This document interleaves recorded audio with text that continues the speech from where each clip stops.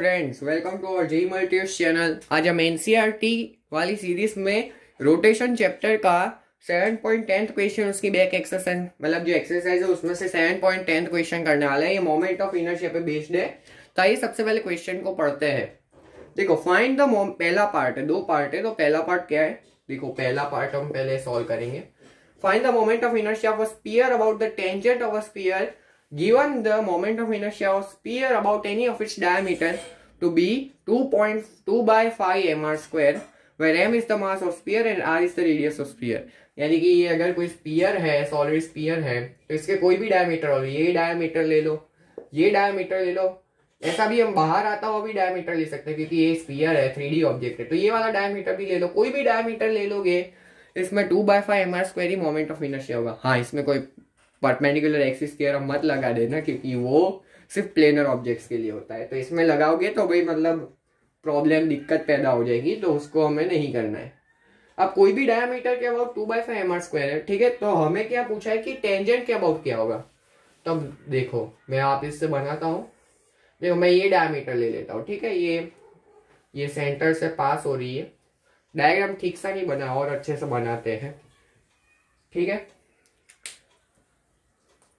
देखो, ये हमारा स्फीयर है, ये सेंटर से पास होता हुआ एक डायमीटर है जिसका मोमेंट ऑफ इनर्शिया में दे रखा है 2/5 mr स्क्वायर, और हमें यहाँ का ये जो टेंजेंट है इसका डायमीटर निकालना है। इन दोनों के ये डी पॉइंट से पास हो रहा है जो टेंजेंट है, तो ये वाली एक्सिस का moment of inertia I dash वो क्या होगा हमें निकालना है। इन दोनों के बीच का डिस्टेंस आर दे रखा है, तो हम ये आई डैश कैसे निकालेंगे? तो अगर हमने इसकी थियरी पढ़ रखी हो तो हमने पैरेलल एक्सिस थ्योरम तो पढ़ा ही होगा। और पैरेलल एक्सिस थ्योरम क्या होता है कि सेंटर ऑफ मास वाली से पास होती हुई एक्सिस से अगर हम डी डिस्टेंस, आर डिस्टेंस में कोई एक्सिस लेते हैं या फिर डी डिस्टेंस जो भी मान लो, तो उसका moment of inertia m r square यानी कि एम इंटू जो डिस्टेंस का स्क्वायर है वो ज्यादा होगा वो सेंटर ऑफ मास वाले से। देखो, मैं करके दिखाता हूँ। अगर हम परपेंडिकुलर एक्सिस थ्योरम लगाए, देखो अगर हम लगाते हैं perpendicular axis theorem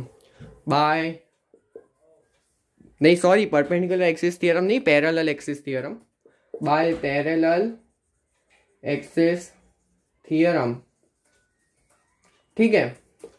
I dash जो होगा ये बहुत गंदा बन गया। देखो, आई डैश इक्वल टू ये सेंटर ऑफ मास से पास होती हुई एक्सिस है plus m into C D यानी कि ये दो पॉइंट्स के बीच का distance plus m into r का स्क्वायर, दो पॉइंट के बीच का डिस्टेंस आर स्क्वायर है, ठीक है। तो इधर से आई डैश क्या आ गया हमारे पास 2/5 mr स्क्वायर। देखो, 2/5 mr square plus m r square यानी कि 7/5 mr स्क्वायर, यानी कि आप कोई भी टेंजेंट ले ले, हम स्फीयर से कोई भी टेंजेंट ले ले, हमारा जो आंसर रहेगा वो यही रहेगा कि स्फीयर कोई भी टेंजेंट ले तो उसके पैरेलल एक कोरस्पॉन्डिंग डायमीटर भी होगा। तो उससे अगर हम पैरेलल एक्सिस थ्योरम लगा दे तो सेम ही आंसर आने वाला है क्योंकि हर एक डायमीटर से 2/5 mr square he moment of inertia. ये तो बेसिक बात है, सबको पता ही होगी। तो ये पहला पार्ट हमने सॉल्व कर लिया। अब दूसरा पार्ट देखते हैं इसका। ये क्वेश्चन का हम दूसरा पार्ट देखते हैं, इसको भी मिटा देता हूं मैं, ठीक है। इसका दूसरा पार्ट देखते हैं। तो क्या है सेकेंड पार्ट, इसको बी लिख देता हूँ, ठीक है, बी लिख देता हूं मैं। ये दूसरा पार्ट है इस क्वेश्चन का। Given the moment of inertia of disk of mass m and radius r about any of its diameter to be mr square by 4, यानी कि अगर एक डिस्क है, इधर एक डिस्क है, तो इसके कोई भी डायमीटर ले लो। अब ये प्लेनर ऑब्जेक्ट है, ठीक है, इस पे हम परपेंडिकुलर एक्सिस थ्योरम लगा सकते हैं। ये प्लेनर ऑब्जेक्ट है, ये y एक्सिस मान लो, ये x एक्सिस मान लो। अब ये x एक्सिस से पास होता डायमीटर हो, इसका भी moment of inertia mr square by 4 होगा। y एक्सिस से पास होता हो डायमीटर, उसका भी moment of inertia mr square by 4 होगा। कोई ऐसे भी पास हो रहे हो डायमीटर, उसका भी वही मोमेंट ऑफ इनर्शिया होगा। मेन क्या है, डायमीटर होना चाहिए। और हमें क्या पूछा है, देखो ये y z x है और ये z एक्सिस है। ये मैं ठीक से 3D है, बना नहीं पाऊंगा, रुको, ये इसको मिटा दो।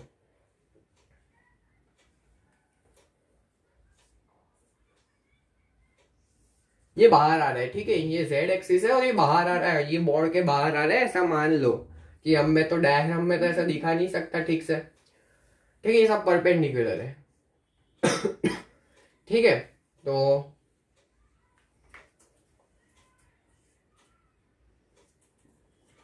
इधर से आ रहा है, ठीक है, ये जेड एक्सिस बाहर आ रही है, इसका मोमेंट ऑफ इनर्शिया मान लो कुछ आई डैश होगा।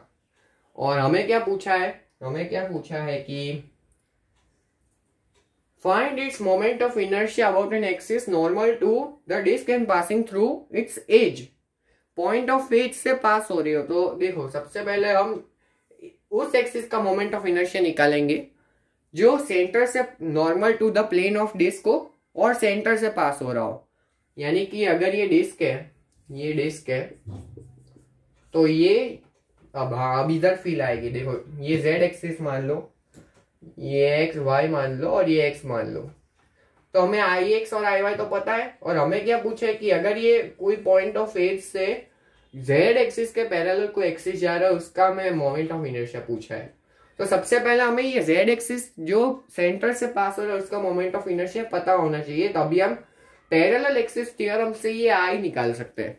तो सबसे पहले हमें आई जेड निकालना पड़ेगा। मान लो ये आई जेड है, ये आई जेड है, तो हमें आई जेड निकालना पड़ेगा।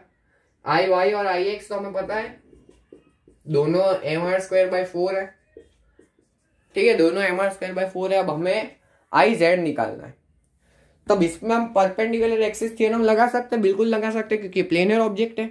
तो परपेंडिकुलर एक्सिस थ्योरम क्या होता है कि जो प्लेन में ऑब्जेक्ट रखा है उसके दो परपेंडिकुलर एक्सिस जो हो, उसका मोमेंट ऑफ इनर्शिया का सम वो नॉर्मल एक्सिस जो प्लेन से नॉर्मल पास हो रहे हो, वही पॉइंट ऑफ इंटरसेक्शन हो उसका, मतलब देखो, अब इसको मैं ऐसे समझा नहीं पाऊंगा, डायरेक्टली लिख देता हूँ क्या होगा। देखो, बाय परपेंडिकुलर एक्सिस थ्योरम, देखो प्लेन में जो दो एक्सिस है उनका सम नॉर्मल वाले एक्सिस के मोमेंट ऑफ इनर्शिया के बराबर होगा। यानी कि जो प्लेन से दो है, ये जो प्लेन एक्स वाई प्लेन में ये डिस्क रखी है, तो उनके प्लेन से पास होते हुए दो एक्सिस है एक्स और वाई, तो उनका मोमेंट ऑफ इनर्शिया है आई एक्स और आई वाई, और उनका सम ही आई जेड होगा जो सेंटर से पास हो रहा है। हाँ, ये तीनों का पॉइंट ऑफ इंटरसेक्शन सेम होना चाहिए, अलग नहीं होना चाहिए, वरना ये अप्लाई नहीं कर सकते। तो I x plus I y equal to I z, तो ये 1/4 mr², और ये भी 1/4 mr² equal to I z. तो इधर से आई जेड की वैल्यू क्या आ गई, mr²/2। अगर हमारे पास आई जेड की वैल्यू आ गई mr²/2, तो अब हम आई की वैल्यू निकाल नहीं सकते? अब हाँ, निकाल सकते हैं, पैरेलल एक्सिस थ्योरम। सब ये तो सेंटर ऑफ मास से ही पास हो रहा है, तो अब देखो, by parallel axis theorem, I equal to I z plus इन दोनों के बीच का डिस्टेंस आर, उसका स्क्वायर यानी इंटू मास, तो मास इंटू ये आर का स्क्वायर। अब आई जेड पता है हमें, mr²/2, तो आई आ जाएगा mr²/2 plus mr² equal to 3/2 mr²। तो आई की वैल्यू हमारे पास आ गई। तो हमें जो पूछा था क्वेश्चन में वो हमने आसानी से निकाल लिया है। तो अगर आपको ये वीडियो में मजा आया हो तो हमारे चैनल को जरूर सब्सक्राइब करें, ताकि हम और ऐसे वीडियोस लेके आए। ठीक है, थैंक्स फॉर वॉचिंग।